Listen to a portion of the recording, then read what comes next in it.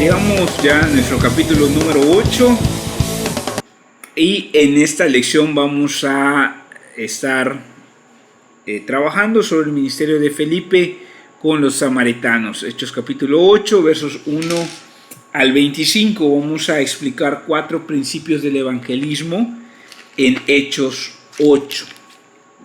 En Hechos 7 Lucas se enfoca en la vida de Esteban. Recordemos que él nos está trazando el crecimiento del Evangelio de Jerusalén hacia Roma, y con eso termina la primera sección, que es el Evangelio en Jerusalén, antes de la evangelización, que se detona con la persecución que viene de el martirio de Esteban. Ya en el capítulo 8, Lucas nos va a mostrar cómo el Evangelio empieza a salir hacia Samaria y hacia Judea, y está totalmente enfocado hacia el evangelismo. Hechos capítulo 8, versos 1 al 25, dice la palabra: Saulo fue uno de los testigos y estuvo totalmente de acuerdo con el asesinato de Esteban. Ese día comenzó una gran ola de persecución que se extendió por toda la iglesia de Jerusalén, y todos los creyentes, excepto los apóstoles, fueron dispersados por las regiones de Judea y Samaria. Con profundo dolor, unos hombres consagrados enterraron a Esteban. Y Saulo iba por todas partes con la intención de acabar con la iglesia. Iba de casa en casa y sacaba a rastras tanto a hombres como a mujeres y los metía en la cárcel. Así que los creyentes que se esparcieron predicaban la buena noticia acerca de Jesús a donde quiera que iban.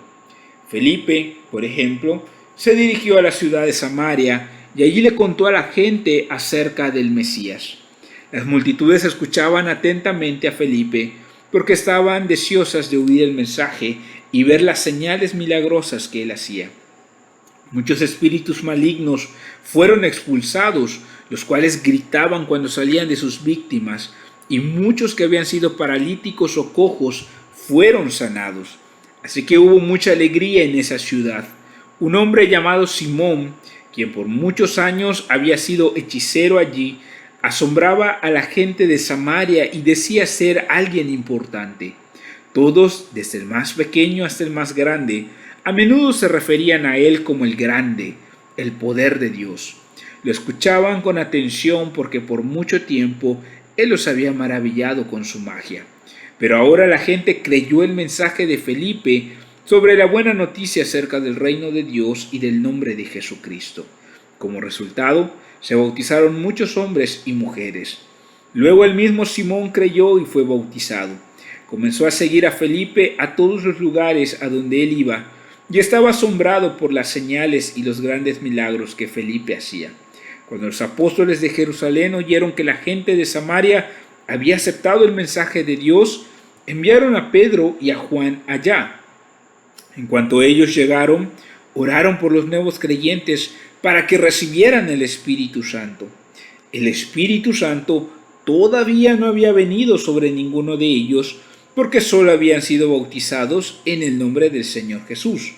Entonces Pedro y Juan impusieron sus manos sobre esos creyentes y recibieron el Espíritu Santo.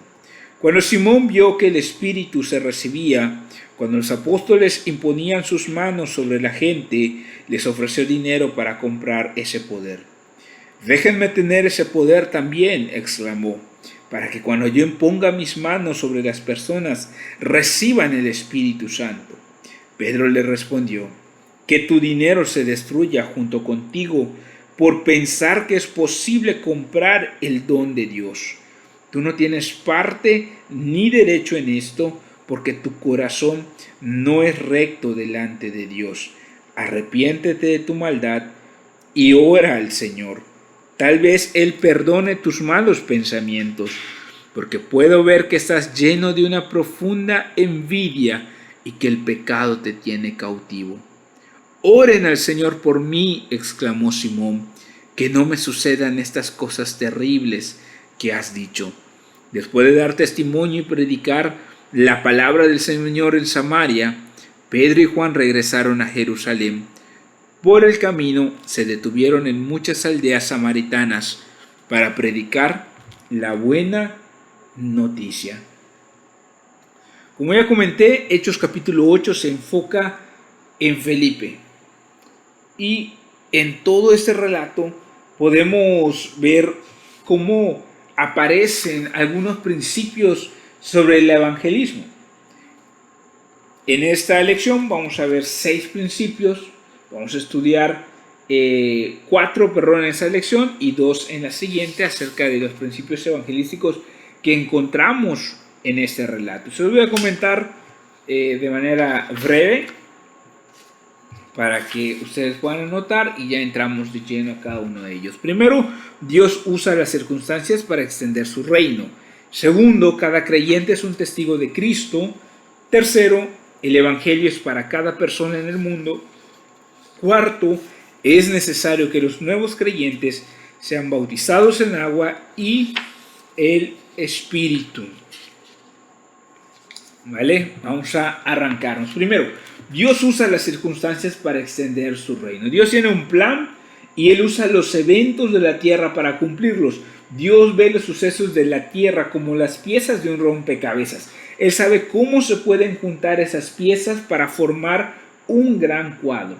Para nosotros los eventos en la tierra pueden ser como las letras que están ahí simplemente distribuidas, pero cuando Dios usa las letras forman palabras. Así que muchos sucesos que nosotros vemos no tienen sentido para nosotros. ¿Por qué? Porque no vemos el cuadro completo de lo que Dios está viendo. Por ejemplo, en el verso 2 dice la palabra que con profundo dolor unos hombres consagrados enterraron a Esteban. Había un profundo dolor. Estos hombres piadosos, creyentes, no entendían cómo un hombre lleno del Espíritu Santo, lleno de la sabiduría de Dios, con un testimonio poderoso, podía terminar de esta manera, apedreado por el concilio. ¿Será que Dios no lo cuidó? ¿Será que Dios no lo protegió? Claro que Dios lo cuidó y lo protegió, pero dentro de la soberanía de Dios, esta situación, este evento doloroso, fue el detonante que el Señor usó para que el evangelio se esparciera hacia otros lugares. El Señor tenía otros planes con la vida de Esteban. Quizá la iglesia no los tenía en cuenta, y claro que no los tenía en cuenta, pero Dios tenía un plan mejor para Esteban. Lo llevó a vivir a un lugar mucho mejor, y como resultado de su muerte se inició una persecución grande, pero una persecución que también tenía un provecho divino. Esto nos debe llevar a entender que lo que para nosotros es dolor y pérdida, para el Señor en sus manos es victoria y es ganancia.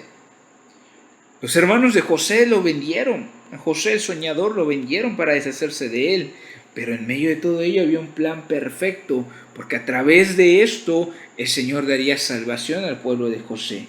Así que tenemos que entender que aunque el Concilio Supremo mató a Esteban para causarle un daño a la iglesia, Dios usó este daño, usó este ataque para transformarlo en la extensión del evangelio. Ellos querían callar a Esteban y el Señor usó esto para que el evangelio hablara. Así que la muerte de Esteban fue sembrada para la extensión del evangelio. Amados, Dios no está limitado. Él obra en todas las circunstancias, sean buenas o malas, para cumplir con su plan.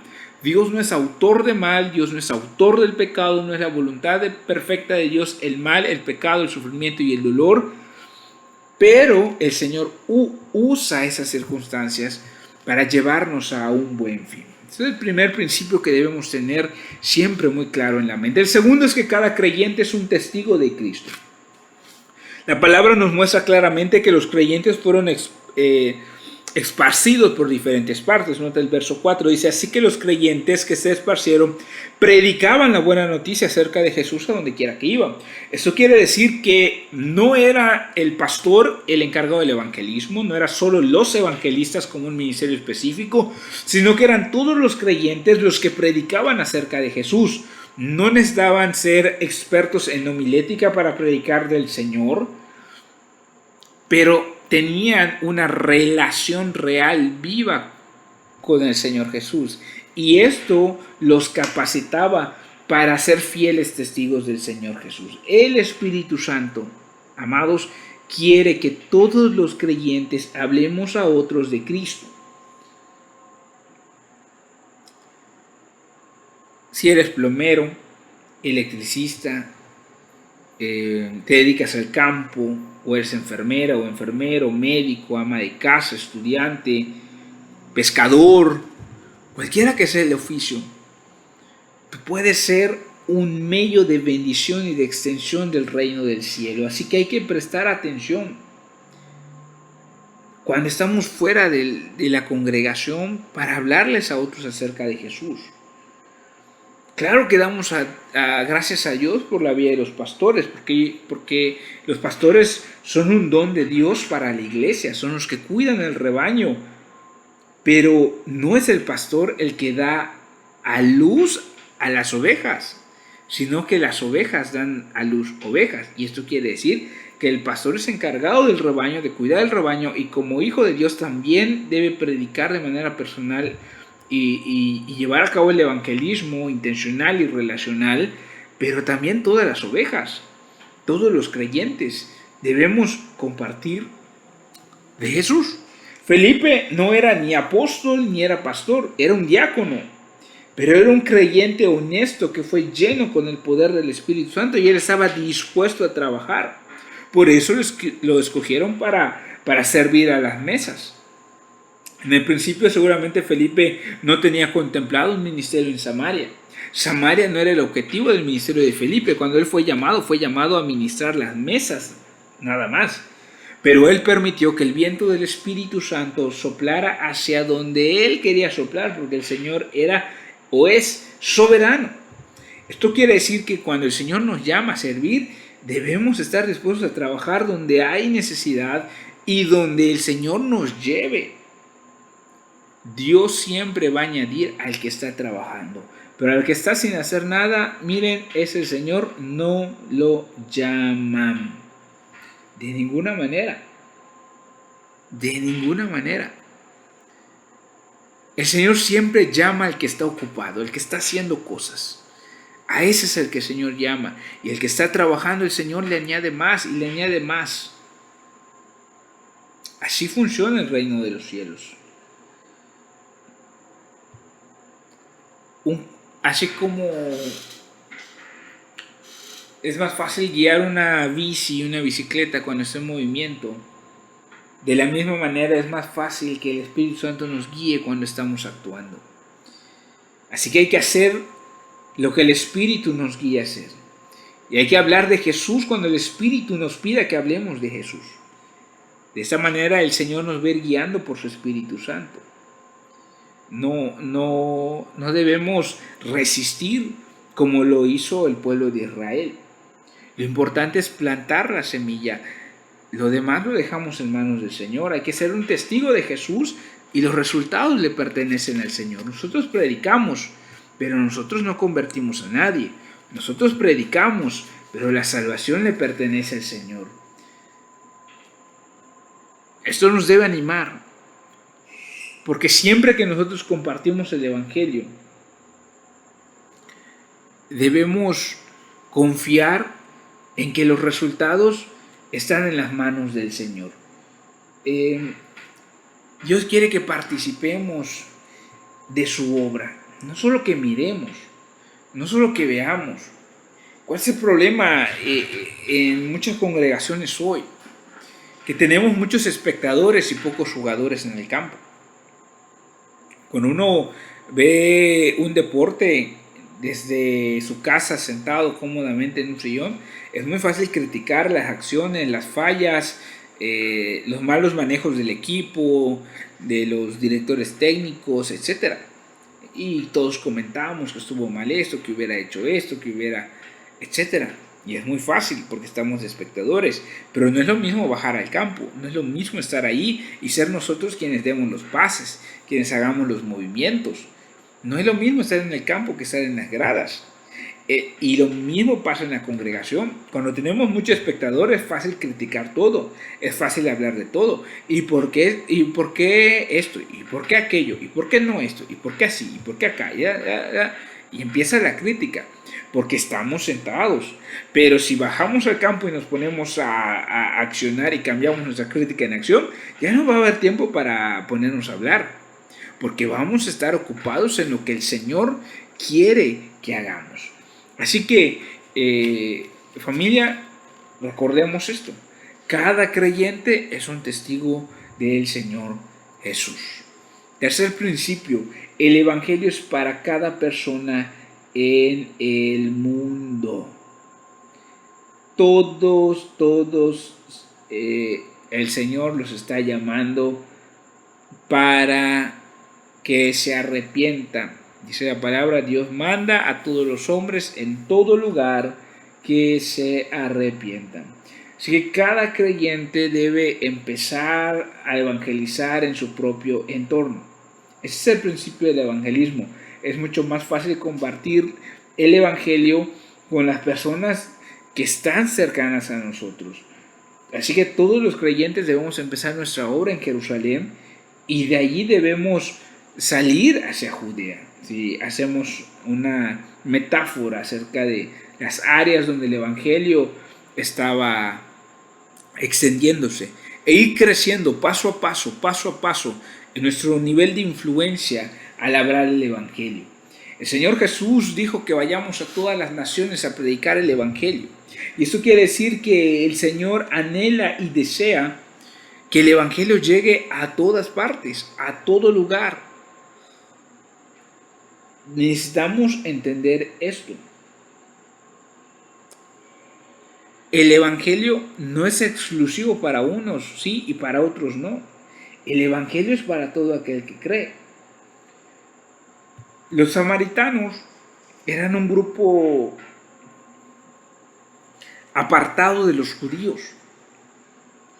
Los samaritanos seguían la ley de Moisés como lo hacían los judíos, pero los judíos consideraban a los samaritanos impuros porque era una raza que había nacido de una combinación entre judíos y gentiles.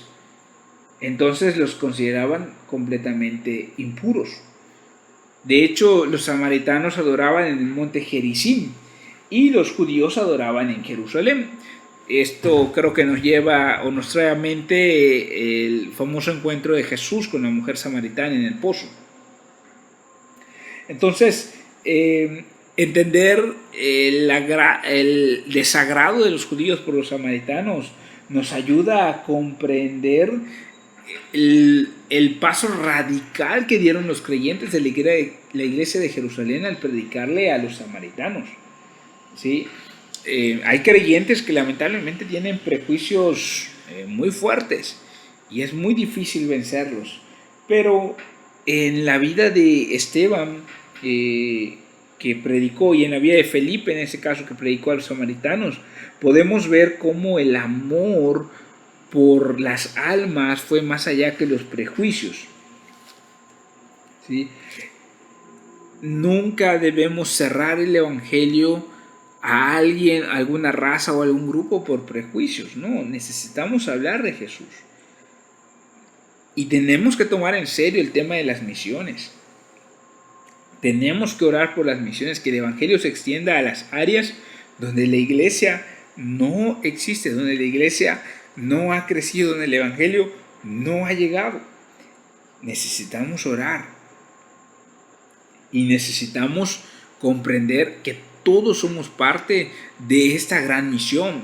Es cierto, no todos vamos a ir a ciertos países, no todos vamos a ser llamados a las misiones como ministerio a tiempo completo, pero todos podemos hacer algo por las misiones, desde orar por los misioneros, ofrendar para las misiones. Cuando nosotros diezmamos y ofrendamos de ese fondo que se va a la tesorería general, sacamos un fondo para las misiones, la ofrenda misionera.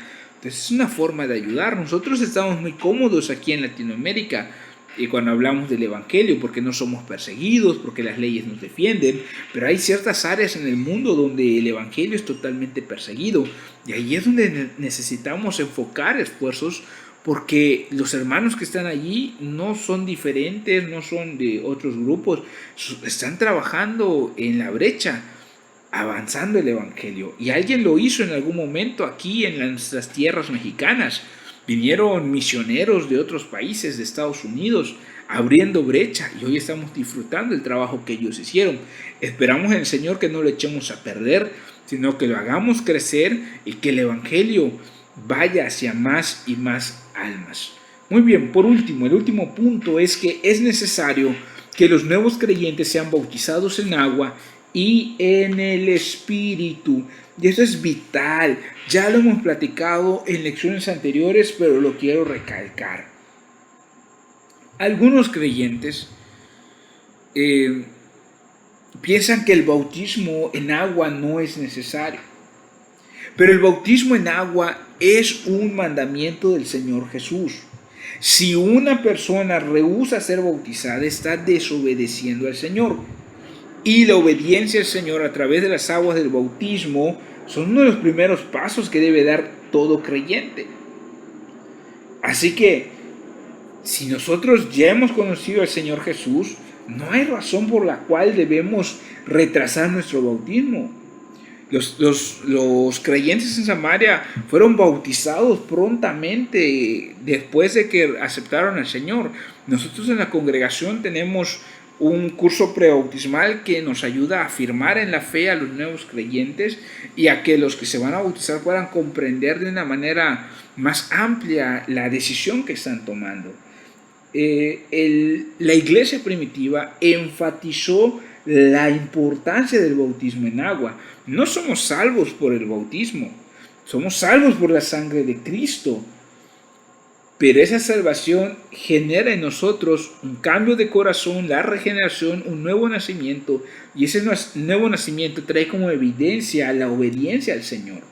Así que muchos en Samaria, incluyendo a Simón el mago que leímos, el hechicero, aceptaron al Señor y entonces se bautizaron en agua, en el nombre del Señor Jesús, que lo que quiere decir es por la autoridad del Señor Jesús, porque dice Mateo que bauticemos en el nombre del Padre, del Hijo y del Espíritu Santo. Ahora quiero que notes esto y quiero que veas el texto. Aquí no le voy a agregar nada, solo voy a leer lo que dice la palabra.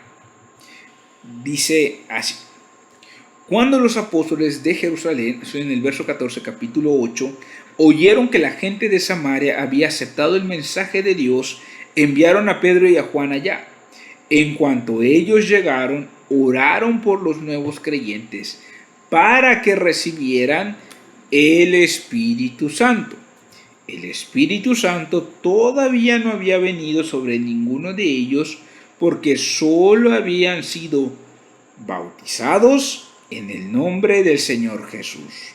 Entonces Pedro y Juan impusieron sus manos sobre esos creyentes y recibieron el Espíritu Santo.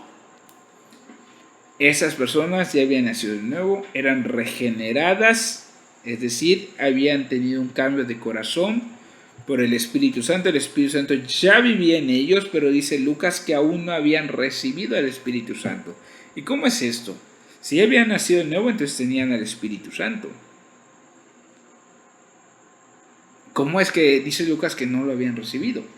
Recordemos que Lucas, cuando habla de recibir el Espíritu Santo, cuando habla de ser llenos del Espíritu Santo, cuando habla del bautismo en el Espíritu Santo, está hablando de un evento diferente y posterior al nuevo nacimiento. Los creyentes samaritanos fueron bautizados y esto demuestra que ya eran salvos. Sus nombres estaban escritos en el libro de la vida del Cordero, pero Dios tenía aún más para ellos. ¿Por qué? Porque ellos aún no habían recibido el poder que Dios quería darles para predicar. Habían sido bautizados en agua, pero necesitaban el bautismo en el Espíritu Santo. El bautismo en el Espíritu Santo viene después de que una persona se arrepiente y es bautizada en agua. La excepción es el caso de Cornelio, que se puede dar que son bautizados en el Espíritu Santo antes del bautismo en agua.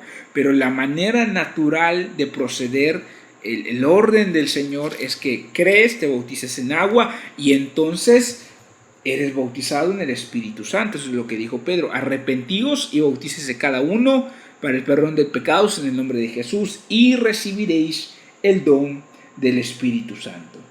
Recordemos que el Espíritu es quien nos lleva a Cristo y es el Espíritu quien trae la presencia del Señor Jesús dentro de todos los que se arrepienten.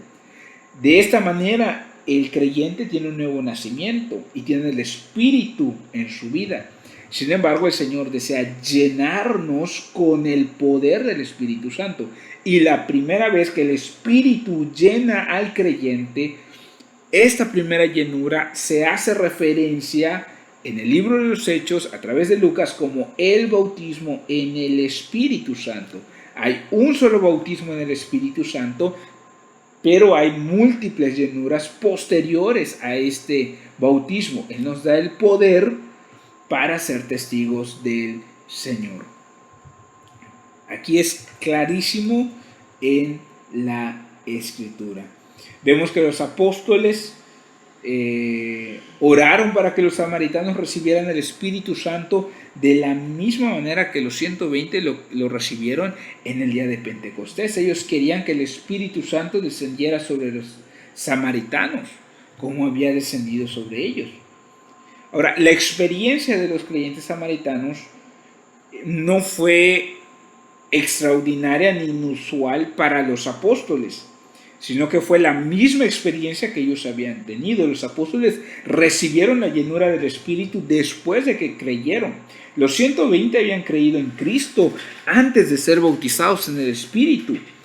Los 12 que estaban en Éfeso, nos acordamos del ministerio de Pablo, creyeron y fueron bautizados. Después Pablo impone sus manos sobre ellos, ora y son llenos con el Espíritu Santo. El bautismo en el Espíritu Santo, como ya comenté, normalmente viene después del bautismo en agua.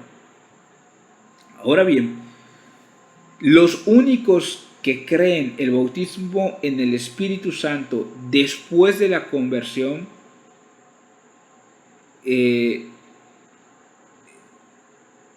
son estos grupos,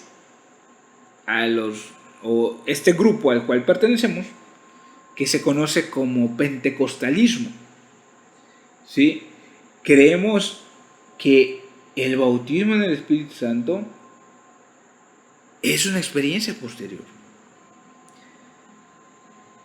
Lamentablemente, los demás, los que no creen que es una experiencia posterior, ven el bautismo en el Espíritu Santo como algo fuera de lo común, como algo que no es normal.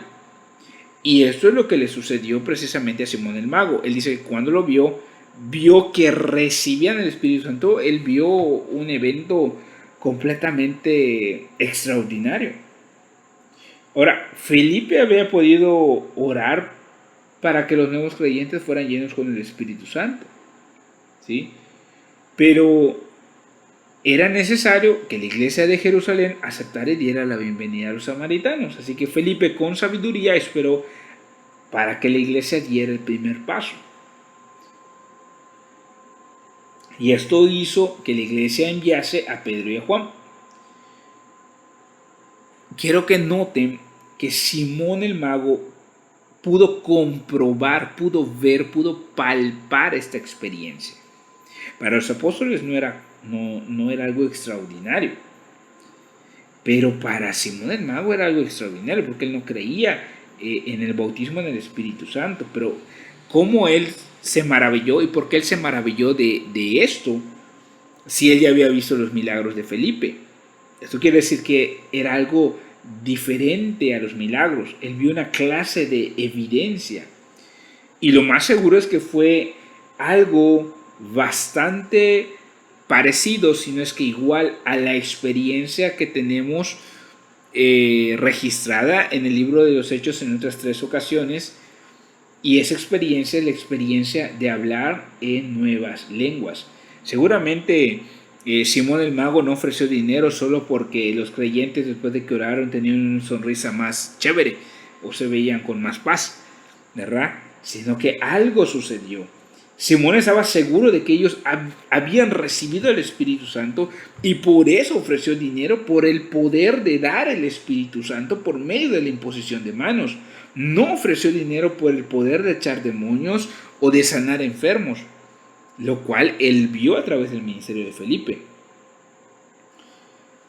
Así que una evidencia tuvo que ser palpable para que Simón estuviese seguro de que habían recibido el Espíritu Santo.